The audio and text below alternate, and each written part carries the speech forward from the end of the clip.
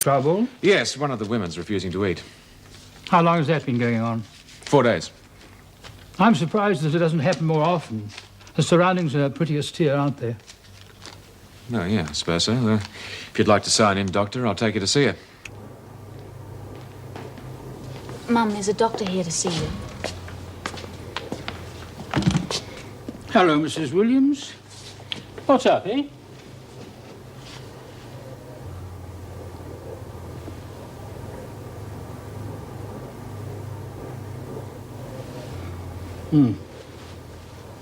Now, do you think you could hold this under your tongue for me? Do you think she's faking it, Doctor? I can't be sure yet. Has she complained of any pain? And it's 4 days since she ate properly?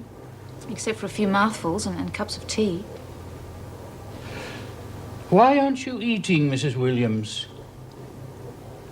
Not hungry. I see. Well, I'm going to prescribe you some tranquilizers to settle your nerves and a bottle of tonic to stimulate your appetite. Now, you'll just have to give me a few minutes here. Yes, certainly, Doctor. You can stay with her if you like.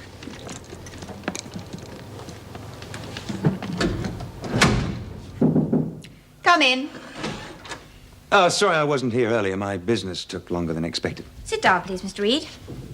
Thank you. No, about this radio station. That's not what I wanted to see you about. Oh. I do try to make it a rule not to pry into the personal lives of my staff. But when the integrity of the prison authority is concerned, I have to make inquiries. Yes, of course.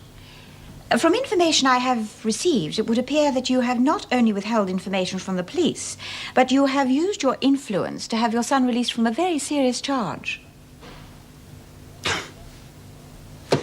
Sharon Gilmore didn't waste any time, did she? It was, in fact, a member of staff who brought it to my notice. Oh, I see. Well, I'm sorry if you've had your time wasted on this. I do regard this allegation in a very serious light. Yes, of course you do, and so do I. I knew nothing about this matter until I heard Sharon Gilmore's story. I chose to believe my son wouldn't lie to me. A mistake, as I now know. I went and saw my son. He realized his mistake, and he went to the police and made a clean breast of it. I see. I realize how suspicious it must have looked, and one could hardly blame Vera for jumping to conclusions. I didn't mention Vera. I've got a fair idea of whose toes I stand on around here. Well, if this story gets around, as it is bound to, I would rather it wasn't the distorted version. I shall speak to her about it. Well, she's down in reception now. Would you like me to send her in? Yes, if you would. And Mr. Reed, I am sorry about your son. Strange, isn't it? You spend your time working with young people who get involved in drugs. You can't even see it when it starts happening to your own son.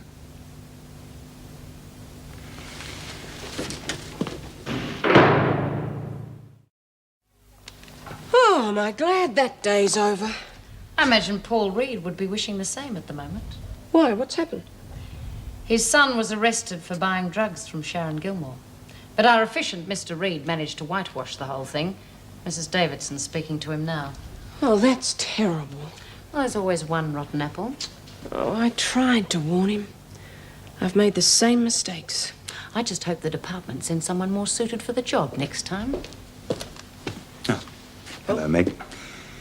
Vera, Mrs. Davidson would like to see you in her office straight away, please. I trust your interview with her was satisfactory? Yes, it was, and she accepted my explanation of what happened, as did the police at Russell Street this afternoon.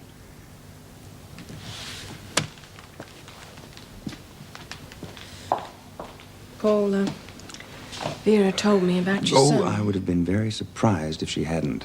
I am sorry. Thanks, Meg. You know, you were right. They do need more communication than we give them. Tony and I sat down and had a long chat today, thrashed out a lot of things. Hopefully, everything's going to be okay. Well, what about the police? Oh, well, he has given them added evidence against Sharon Gilmore. And the fact that he went there voluntarily should get him a sympathetic hearing. I'll be there with him, of course, but this time he's virtually on his own.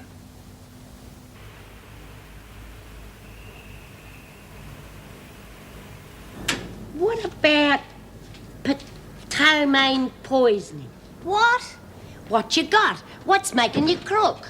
Oh, heck, Lizzie, they're never going to believe that. Why don't you just tell them I've got a wog? And where did you get that bloody book anyway? From the trash and treasure market for 25 cents. Isn't it a beauty? What did you waste your money on that for? Tisn't a waste.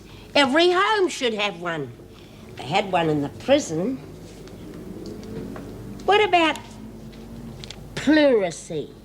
Oh, that'd make you a real crook. You could have 2 sickies for that. Then you and me could go out on the town together. Oh, have a heart, Lizzie. I want to keep the job. Now, what is it that you're supposed to say? I got to ask for personal. It's personnel. Personnel. I got to tell them I'm your auntie and that you won't be in because you're crook. And what's my name? Debbie Ray. This is better than baiting the screws, isn't it? Do I look all right? Oh, real beaut. You're a bit keen on this, Kev, aren't you? Yeah. Well, why don't you tell him all about yourself? It won't make a scrap of difference to him if he's fair dinkum. Oh, no. I've got to be sure. Oh, it's nearly 8 o'clock. I better get going.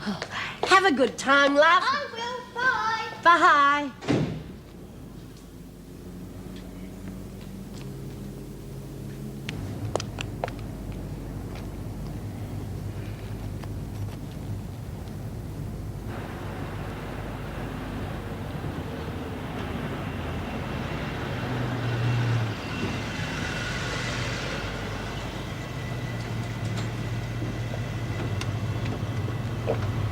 Hello, Kevin. G'day, Debbie. Hop in. You all set? Yeah. Did you go into the warehouse today? Yeah, of course. I had to pick up my load, didn't I? Hey, and you should have seen old Mr. Muir. He was livid. He had to do all the labelling himself today, and he hates it. Hope it'll be all right. Oh, yeah, of course it will. I mean, they're not going to give you the big A for one sickie. Did you organise someone to phone in for you, though? Yeah, my auntie. Right, we're all set. Let's go. And I spoke to the governor this morning about having you transferred to another wing, and she's approved.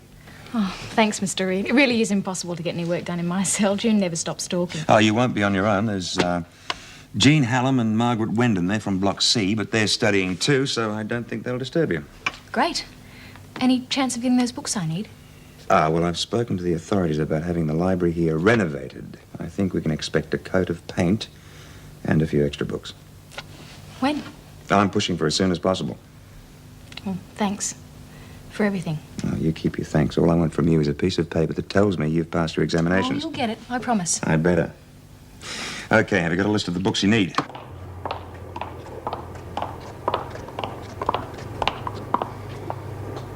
Anyone there? What do you want? Salute.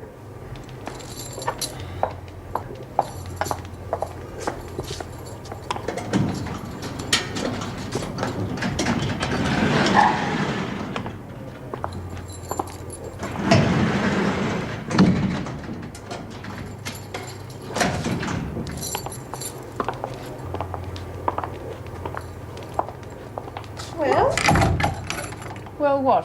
Aren't you going to take me there? Want someone to hold your hand? We've got an arrangement. We had an arrangement. Your information was useless. Should have guessed you'd be part of the cover-up. That's the point. There is no cover-up. Paul Reed took his son to the police yesterday and made him tell everything. You've got nothing on him now.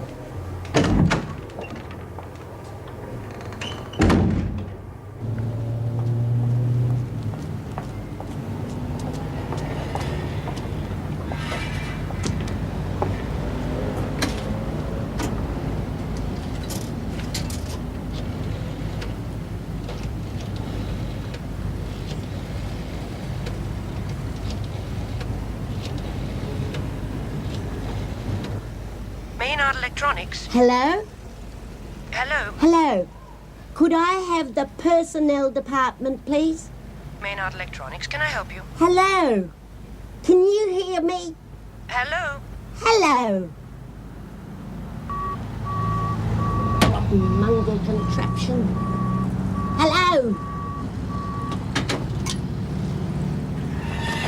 Bloody thing's not working. Done all me dough, too. Oh, don't worry, dear. There's one in the pub. We'll have to use that. Oh, what a nuisance. What pub? One on the corner, in the lounge bar. Oh, thanks.